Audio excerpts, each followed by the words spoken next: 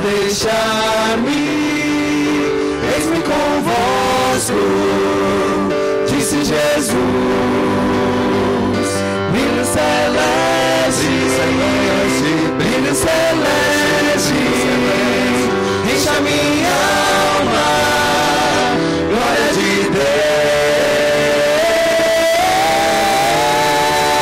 Deus, com aleluia, sigo cantando, canto louvores, indo para o céu,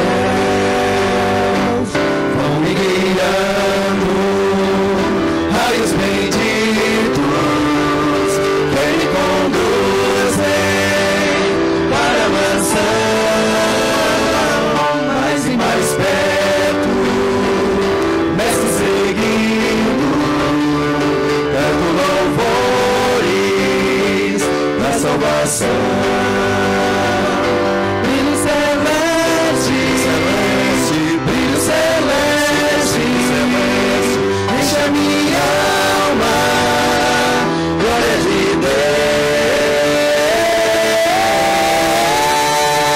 Deus, com aleluia, sigo cantando, canto louvores, indo para o céu.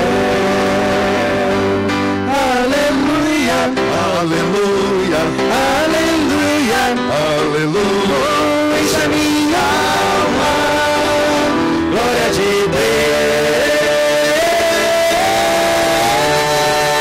Deus, com aleluia, sigo cantando, canto louvores, indo para o céu, indo para o céu, indo para o céu.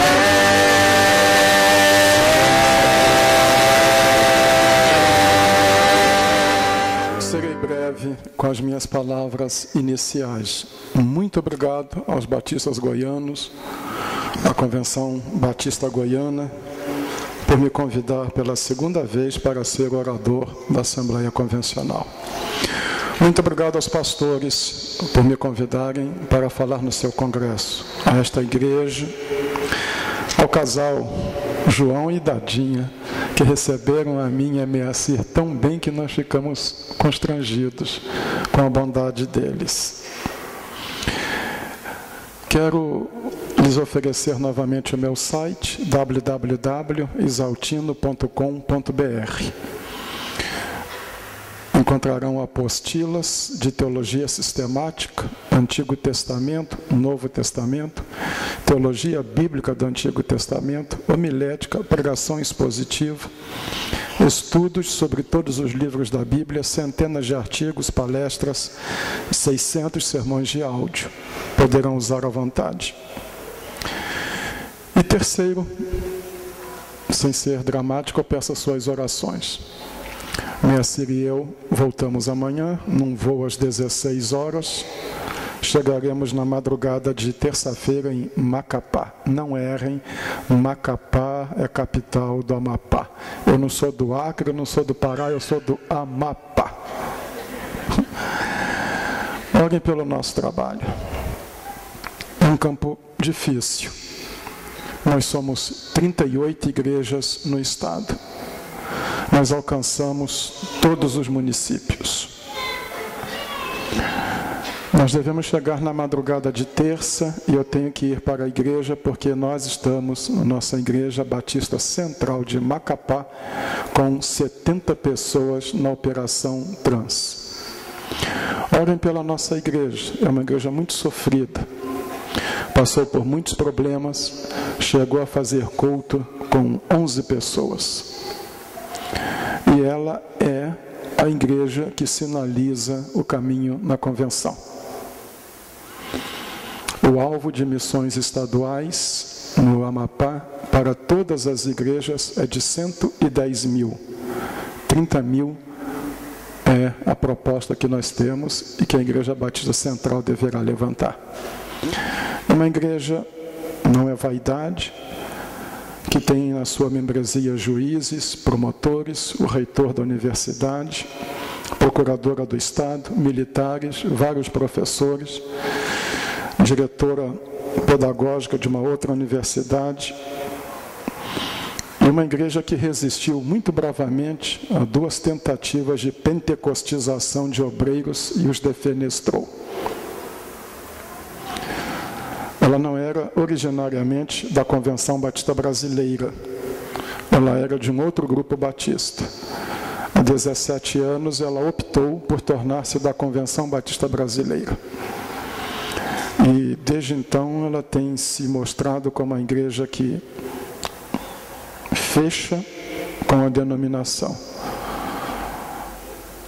O presidente da convenção era da nossa igreja, agora ela é a secretária-geral do campo. Nós precisamos também de oração, minha Cira e eu, pelo trabalho que fazemos. Nós não somos crianças. Eu tenho 64 anos. Mas eu tenho de correr o Estado. Nós não temos seminário no Estado. Então eu faço o trabalho de preparação de obreiros. Eu tenho um núcleo com 14 alunos em Macapá. E 2 dias por mês eles estudam comigo. Eu viajo para o Vale do Jari e 3 dias comigo são 29 obreiros. Eles chegam de carro, de jipe, de bicicleta, de barco, a cavalo, mas chegam. Ninguém quer ir para lá. Os pastores ficam encarapitados em igrejas grandes, nos grandes centros urbanos. Nós temos igrejas que, no máximo, raspando o fundo do cofre, podem pagar R$1.000 a um obreiro. Então nós resolvemos treinar os nossos obreiros. Lá, os caboclos. Eles aguentam o clima, a diversidade geográfica, o calor, a umidade e o baixo salário, que para eles é muito. Um dos meus alunos no Jari é analfabeto. A esposa se matriculou com ele porque ela acompanha e repassa tudo para ele. Mas ele é um dos maiores evangelistas da região. É uma das pessoas que mais almas tem levado a Cristo naquela região. Nós vamos para lá num avião de malote, que faz os 270 quilômetros em 40, 50 minutos. E voltamos de caminhonete, que leva 7 ou 8 horas, conforme o clima, o tempo. Nós viajamos muito, eu tenho compromissos fora do Amapá, eu tenho um contrato com uma editora de produzir um comentário de toda a Bíblia nos próximos 10 anos. Então eu tenho uma jornada de trabalho de 14, 15 horas diárias, mas sem ser melodramático.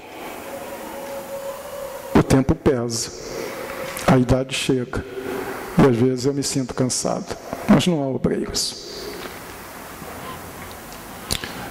Você que é seminarista, você que é jovem, pense na Amazônia. As pessoas pensam que as coisas são próximas. Ah, é perto do Acre. 5 horas mais ou menos, uns 3 ou 4 voos a gente chega lá. É tudo difícil, mas orem por nós. Lembrem disso. Minha esposa sempre me acompanha. Ela estudou psicologia e ela vai comigo para o Vale do Jari. E lá há um trabalho com mulheres vítimas de violência. Isso é muito comum lá. E ela trabalha com essas mulheres. Temos também esse mesmo problema na capital. E nós precisamos de obreiros. Lembrem de orar por nós. Dito isto, eu quero lhes pedir a gentileza de abrirem a sua Bíblia no Evangelho de Marcos. Eu vou ler um dos textos mais conhecidos dos Evangelhos, a história de Bartimeu. Já ouviram dezenas de sermões sobre Bartimeu. Hoje vão ouvir mais um. Por favor, queiram colocar-se em pé. Eu faço a leitura em Marcos 10, 46 a 52. E foram para Jericó. Quando ele, seus discípulos e uma grande multidão saíam de Jericó, junto do caminho, estava sentado um mendigo cego chamado Bartimeu, filho de Timeu. Quando ouviu que era Jesus Nazareno, ele começou a gritar: Jesus, filho de Davi, tem compaixão de mim. Muitos o repreendiam para que se calasse, mas ele gritava ainda mais: Filho de Davi, tem compaixão de mim. Jesus parou e disse: Chamai-o. Chamaram o cego, dizendo-lhe: Coragem, levanta-te, ele está te chamando.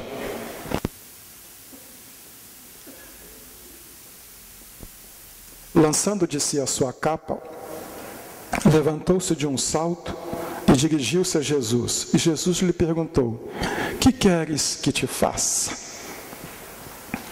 O cego respondeu: Mestre, que eu volte a ver.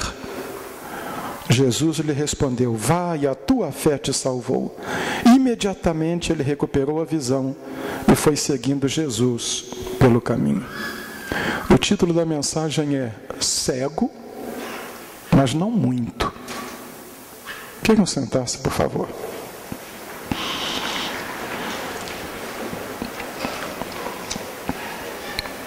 Cego, mas não muito. Marcos é um gênio como escritor. Em termos de estrutura literária, ele sabe construir um enredo.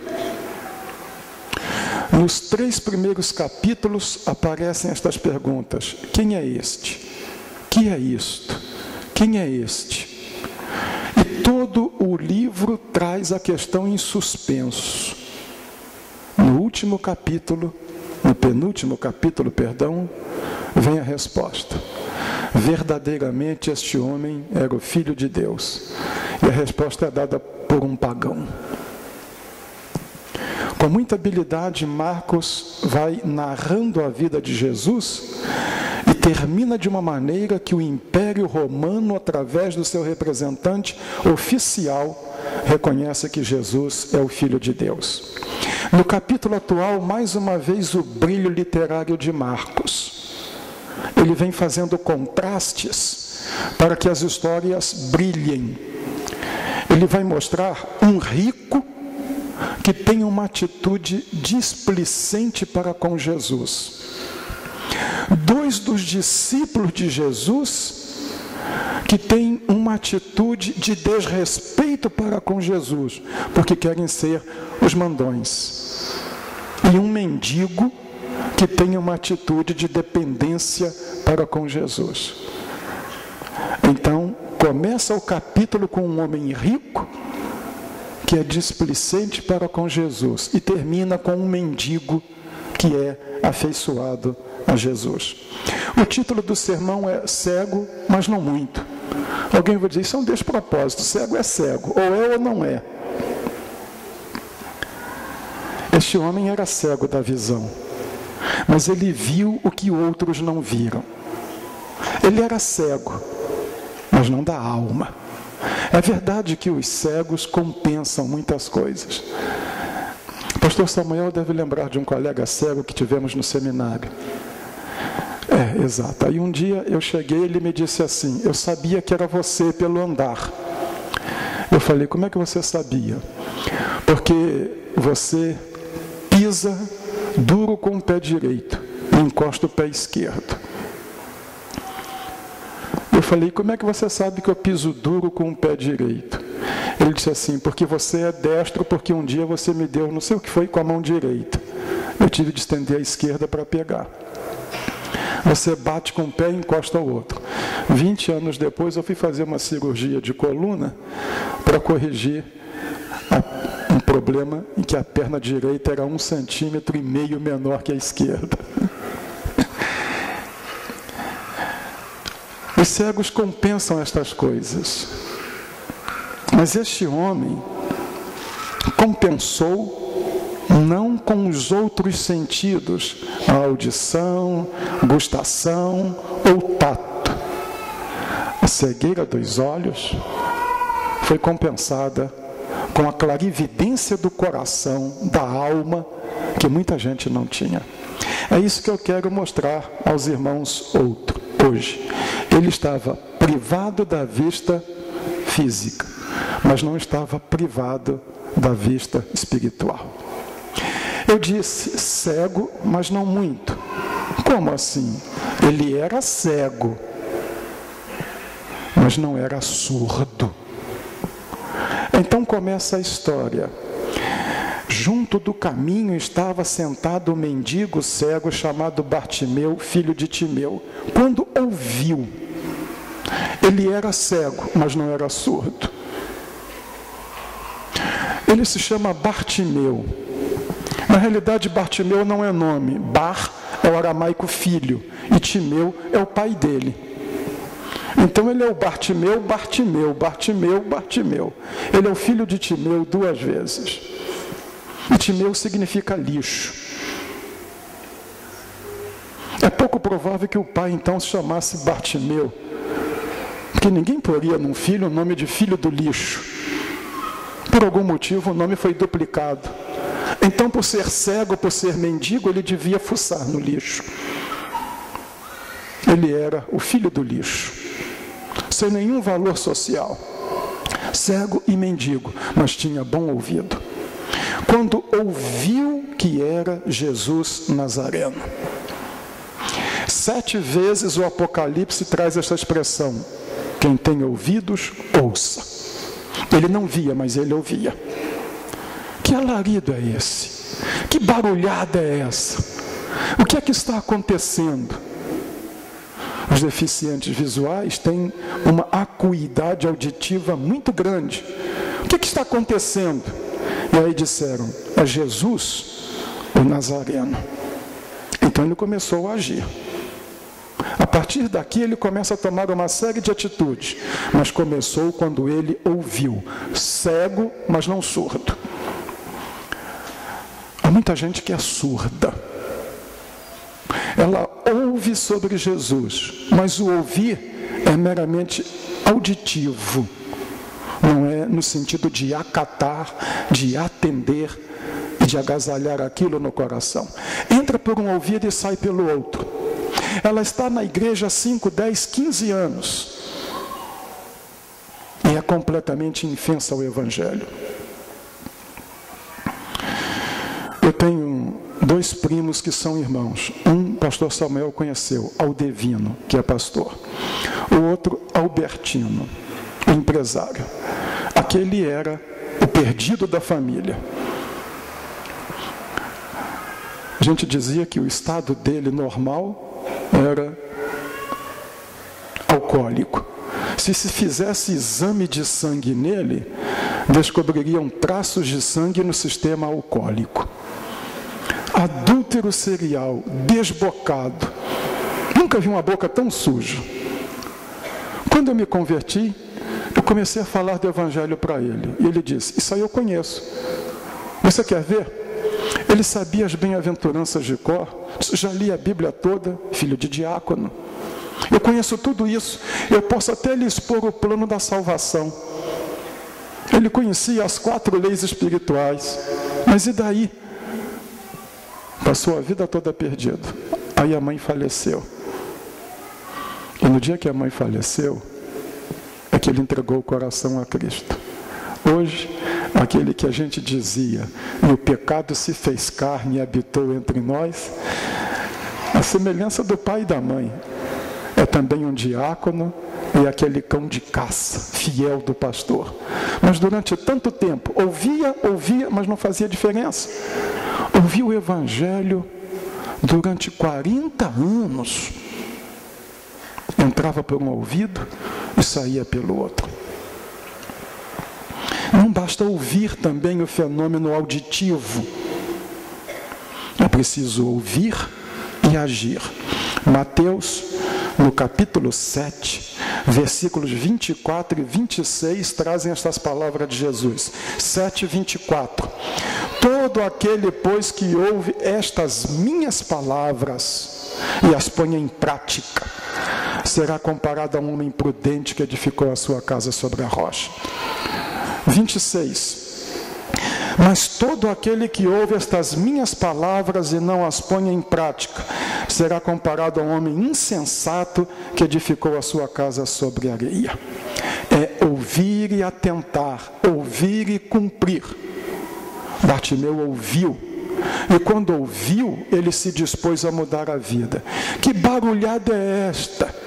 Que alarido é este? Por que é que estão gritando tanto?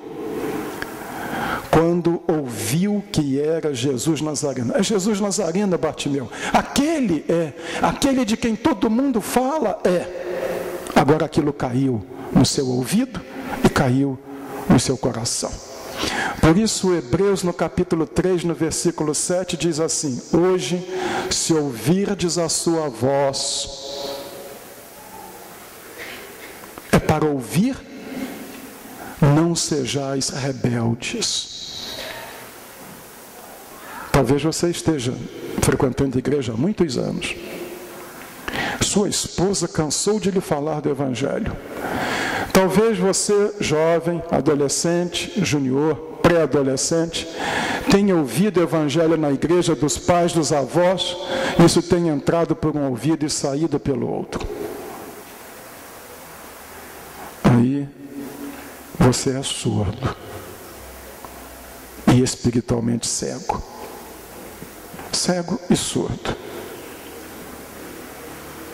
Bartimeu ouviu, era cego, mas não era surdo. Esta é uma lição. Você não é surdo também. Então ouça, preste atenção. Ouça sobre Jesus Cristo. Ouça sobre quem é Ele. Ouça sobre o que Ele pode fazer na sua vida.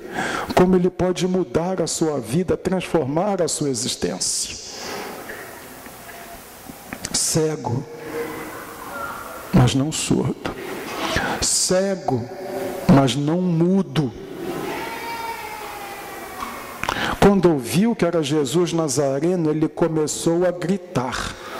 Ele era cego, sim, mas não era mudo. E quando disseram, cala a boca, porque ele gritou filho de Davi, isso era problemático, isso era um título messiânico. Ele é o descendente de Davi, é o que vem ocupar o trono. Ô, ceguinho, baixa a bola, fala baixo. Se os romanos ouvirem, isso é um abacaxi enorme para nós. Calma. E aí o texto diz, mas ele gritava ainda mais. Ele era cego, mas não era mudo. Ele sabia falar. Ele sabia gritar por socorro. A gente que é espiritualmente muda, que nunca clama a Deus, que nunca diz a Deus o que precisa, que nunca fala com Jesus sobre as suas carências e que nunca pede socorro. Tiago escreveu na sua carta, pedis e não recebeis. Depois diz, não recebeis, porque não pedis. Muita gente não pede nada, não quer nada. É interessante o contraste que Marcos, mais uma vez no seu gênio literário, faz. Primeiro chegam os discípulos de Jesus. Mestre, queremos que nos faça o que pedirmos. O que quereis que eu vos faça? Pouca coisa. Eu quero ser o número 1 no reino e meu irmão o número 2. Eles sabiam falar, mas falaram que não deviam. Falaram bobagem. A gente que quando fala é para pedir a Deus o que não é necessário. Senhor, me dá riqueza e a alma. E a alma. Eu li a história de 2 colegas de adolescência que perderam o contato. Cerca de 30 anos depois, os dois se reencontraram acidentalmente numa cidade. Depois de alguns momentos de reconhecimento e negaceio, você é fulano, você é Beltrano, sou, que alegria. Depois de 30 anos, os amigos se reencontram. Um, muito rico, empresário na cidade. O outro era um missionário que tinha ido para a cidade para a abertura de um trabalho.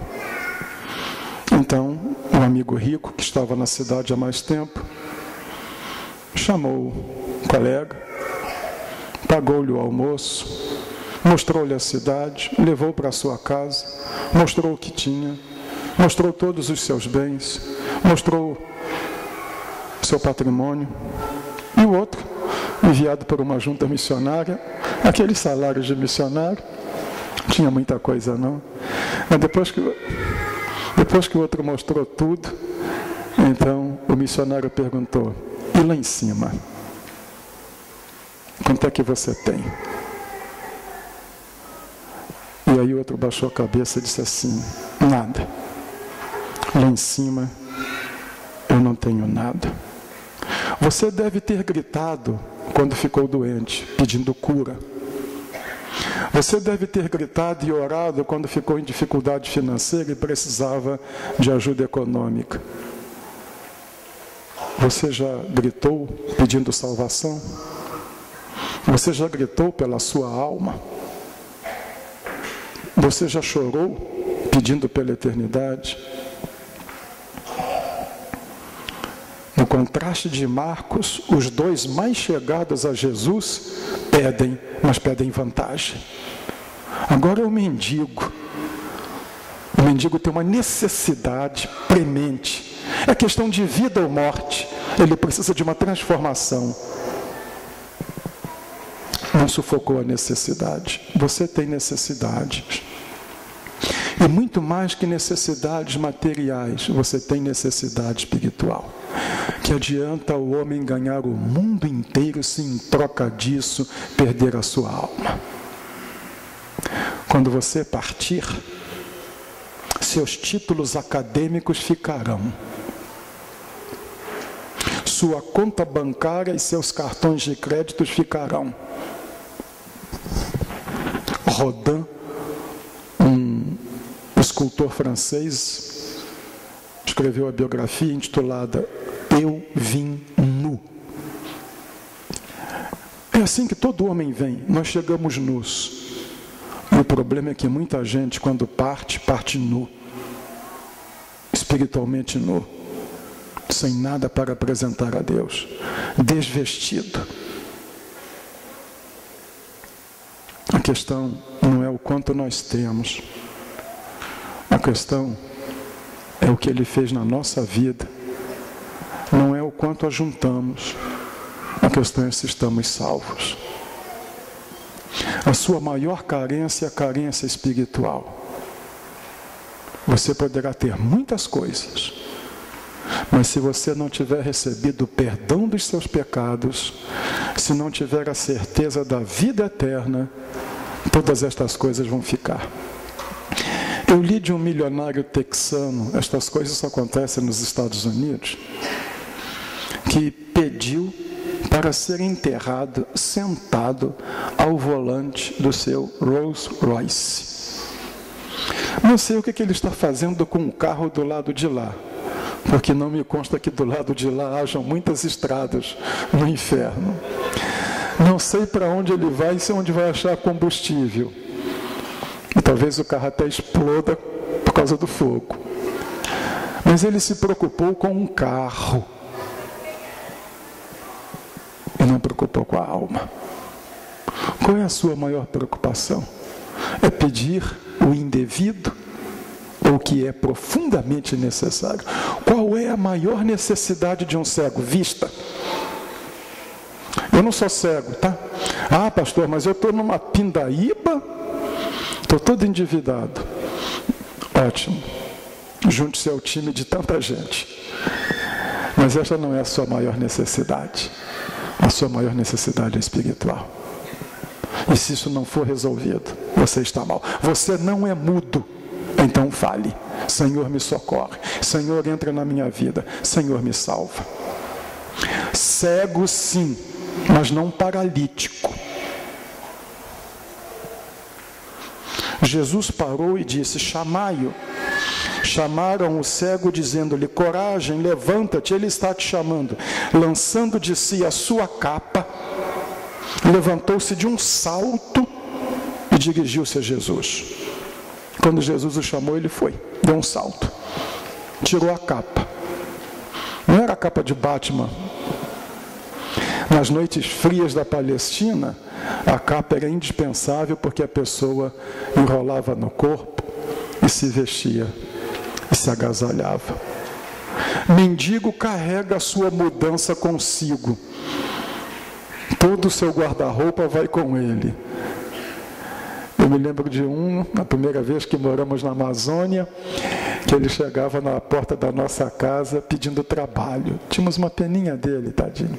Então arranjávamos algum trabalho para ele fazer. Ele chegava com um carrinho de mão, a enxada, a gente arranjava alguma coisa para ele fazer, e a mala. Ele carregava tudo na mala. Esse homem abriu mão do seu guarda-roupa todo.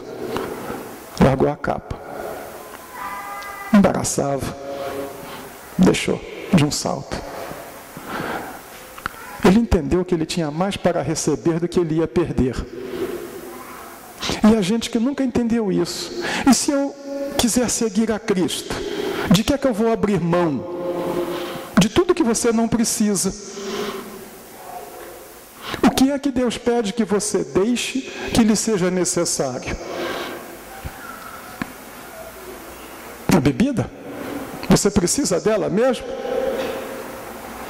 Algum pecado, algum vício oculto e estimado? Algum relacionamento indevido? Você realmente precisa disso? E ele precisava da capa. Mas agora havia um valor maior. Jesus Cristo o estava chamando. Há muita gente que não é cega, mas é paralítica, espiritualmente paralítica. Nunca toma decisão. Eu me lembro de uma senhora que eu batizei, professora em Campinas, no tempo que fui pastor em Campinas, 9 anos, e ela disse: eu não entendi nada. Quando o Senhor chamou para ir à frente, para aceitar a Cristo, a última coisa que eu me lembro é que eu estava lá na frente abraçando o Senhor e chorando no seu ombro. Eu nem me lembro de ter chegado lá. Como é que eu fui? Disse: você foi andando. Essa não era paralítica. Mas a gente que é paralítica, que ouve, mas nunca se põe de pé. Nunca aceita o desafio. Fica sentado. Não é com ela. Não está nem aí. Não liga para nada. Sentada, mas não age, sem determinação. Paralisia espiritual é gravíssima. A pessoa não toma decisões.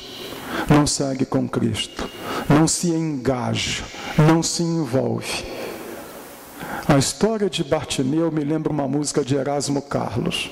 Sentado à beira do caminho. É o que se diz de Bartimeu. Bartimeu, um cego mendigo, estava sentado à beira do caminho. E na música de Erasmo Carlos, um bom poeta, carros, caminhões, estrada, tudo, passando, e a pessoa perdendo a vida, não aproveitando nada da vida.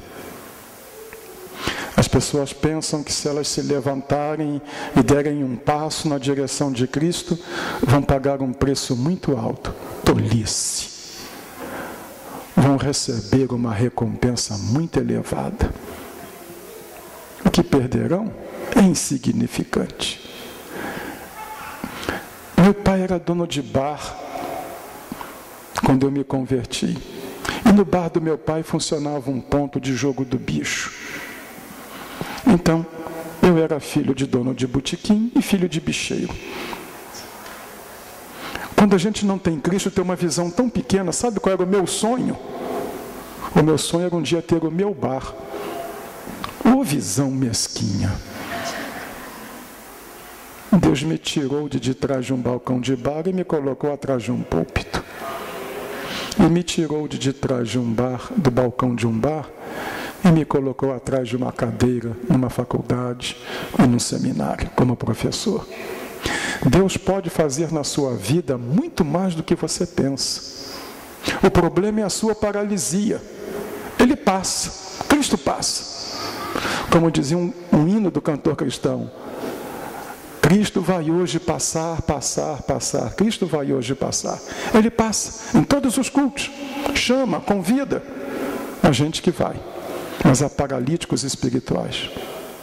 Eles preferem seus balcõezinhos, a sua visão pequena, sua miopia, a obra grandiosa que Jesus Cristo pode fazer na sua vida.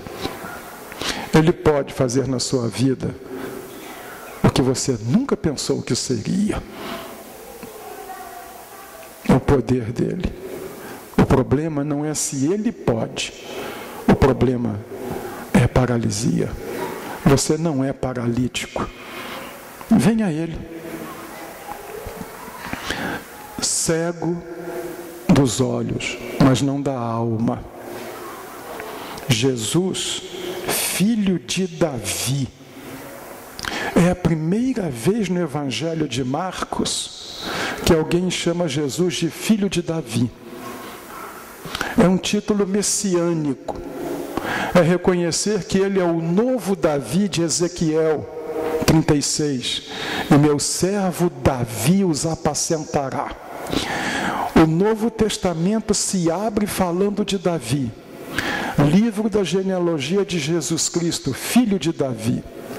A última palavra de Jesus Cristo no Novo Testamento está no Apocalipse.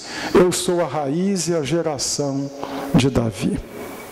O Novo Testamento se abre e se fecha falando de Davi. E depois de Jesus Cristo, o nome de homem mais usado na Bíblia é o nome de Davi.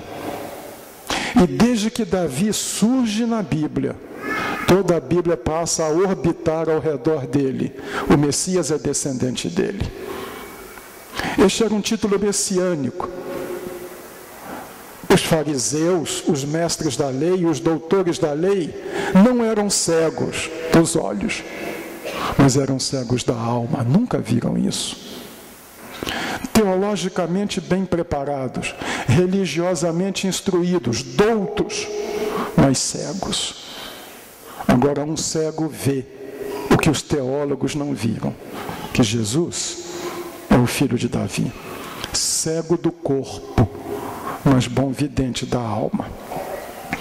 As pessoas usam muito uma frase do pensador Blaise Pascal: o coração tem razões que a razão desconhece. Geralmente, quando uma moça muito bonita se apaixona por um sujeito feio como a fome.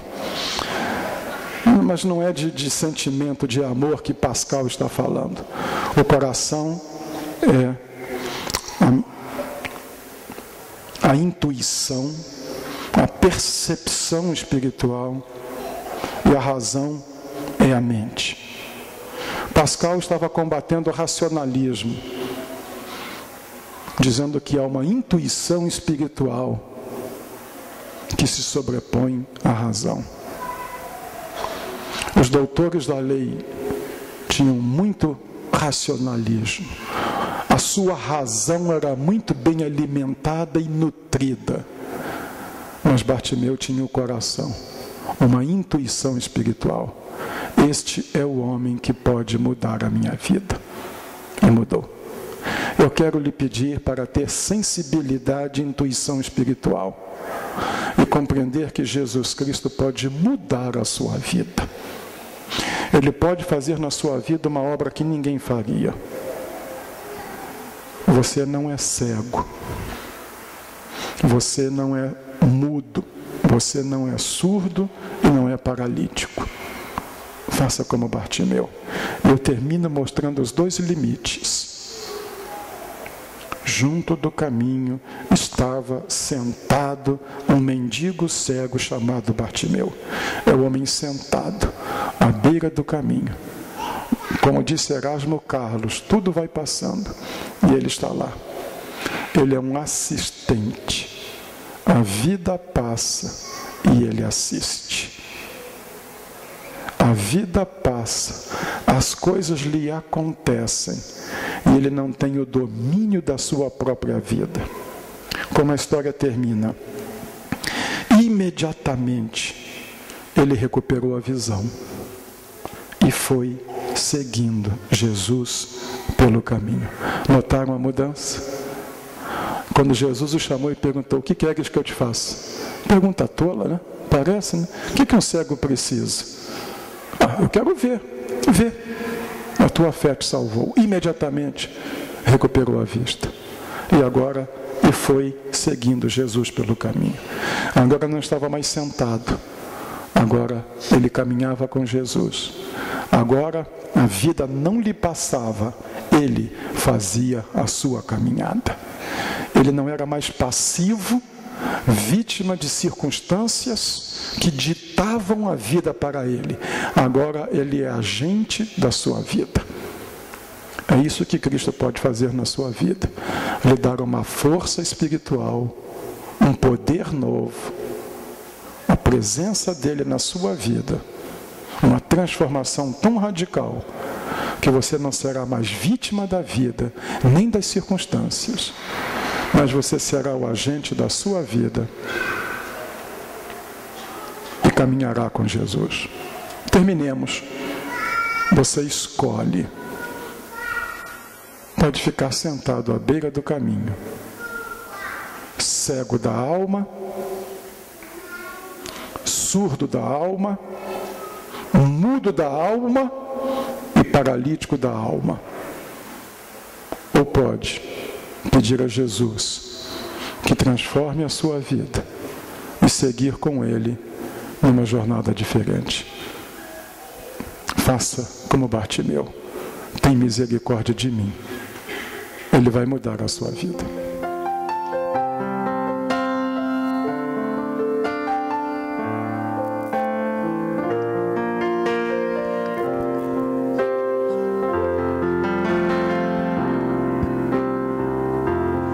És minha força na aflição, rico tesouro ao coração, meu tudo em tudo.